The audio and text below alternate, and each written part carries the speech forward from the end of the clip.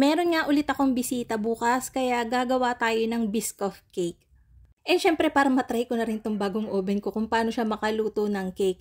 Yung base natin dito is vanilla butter cake. So moist to, kaya lang nag-dome pero okay lang yan, katalo na yan. So wag na nating patagalin yan at simulan na natin. Dito meron akong 1/2 cup ng all-purpose cream. Lalagyan natin yan ng 1 tablespoon ng lemon juice, pwede rin ng vinegar. So, hinalo ko lang yan, then set aside. Dito sa isang bowl, maglalagay ako ng 3/4 cup ng melted butter. Then, lalagyan natin yan ng 1 cup ng white sugar, 1/2 teaspoon ng salt, and 3 pirasong large na itlog.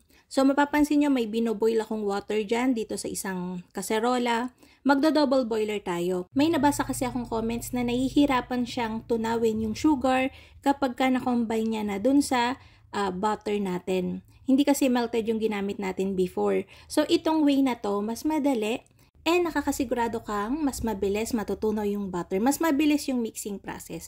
Same lang din naman yung magiging outcome, moist and masarap. Ang bango nitong i-bake. Nalo ko na din yung ginawa natin kaninang buttermilk substitute. Minix ko yan and then papatong na natin yan dito sa double boiler for 3 to 4 minutes. Continuous mixing para hindi maluto yung mixture natin. So kapag nakikita nyo ganyan na, after 4 minutes nga, ahonin na natin. Pag hinipo nyo yung liquid natin, wala nang maaligasgas na sugar. So dyan maglalagay na ako ng 1 teaspoon ng vanilla emulco. Then, magsisift tayo dyan ng 1 3/4 cup ng cake flour and 2 teaspoon ng baking powder. Sift lang natin yan. And then, nahaluin ko yan gamit yung spatula para hindi manabog yung mga flour kapag ginamitan na natin ng hand mixer. So, imimix lang natin yan until well combined. After nun, okay na. Huwag nyo nang ikatodo ang mix. Okay na yan. Malambot na yan and masarap na yan. Siyempre, padaanan natin ng spatula yung buong bowl para siguradong halong-halo and well combined yung ating mixture. Meron ako ditong 7x3 na round pan. Nilagyan ko yun ng grease ng shortening and lined ng parchment paper sa bottom. Sinalin ko na dyan yung mixture natin and ibibake natin to sa preheated oven na may 160 degrees Celsius for 20 minutes. After 20 minutes, binababaan ko yung temperature ko to 150 degrees Celsius para lang hindi siya mag-dome.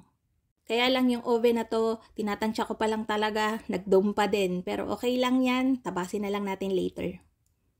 Maire-recommend ko ba tong oven na to? Actually, hindi. Mahirap siyang tansyahin, mahirap siyang pag-aralan. So, hanap kayo ng iba. Sa 150 degrees Celsius pala, binake ko pa siya for 20 to 25 minutes more.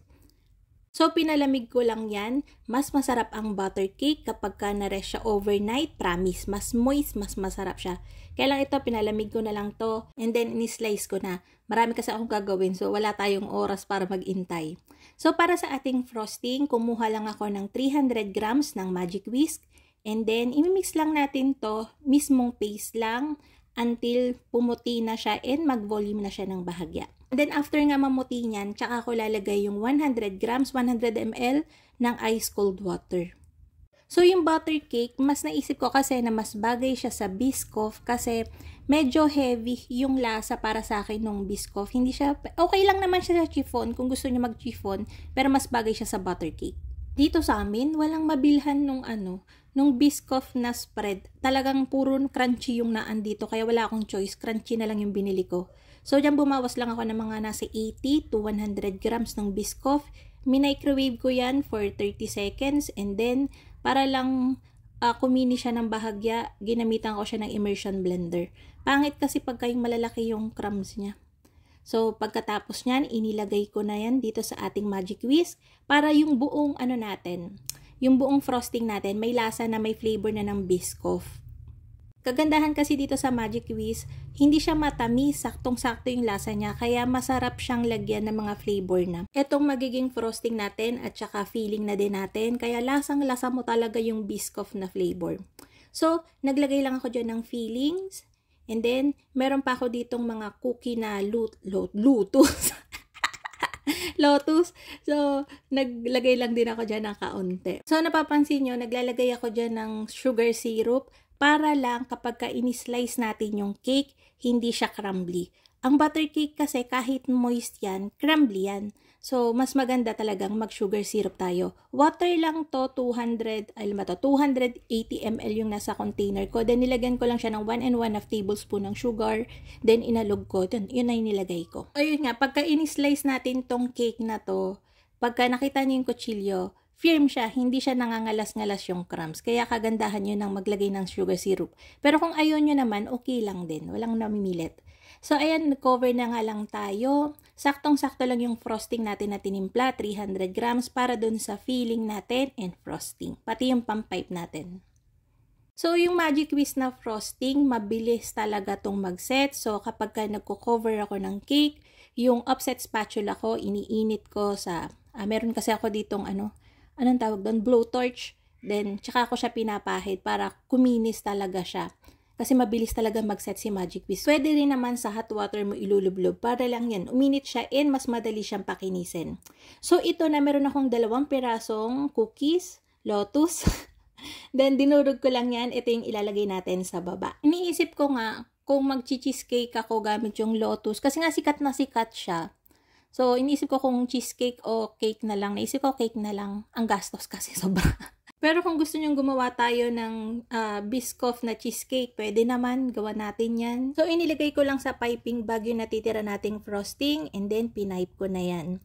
Yung para sa ibabaw natin, microwave pa ako ng kaunting-kaunting Biscoff. Tapos, ilalagay ko na rin dyan yung natitira kong crumbs kay sayang.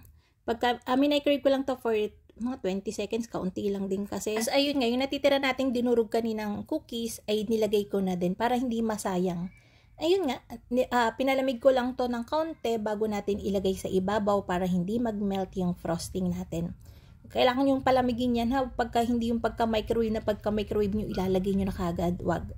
So ayun, meron pa tayo dito mga cookies, tinanggal ko yung filling and then nilagay ko na sa ibabaw. Gustuhin ko manggayatin to ay hindi pwede at nakakahiya pagka sinerve ko sa bisita. Kaya ayun na nga mga kalutong tinapay. Sana'y nagustuhan niyo yung ating video for today. Magkita-kita tayong muli. Ito pong muli ang Lutong Tinapay. Bye-bye!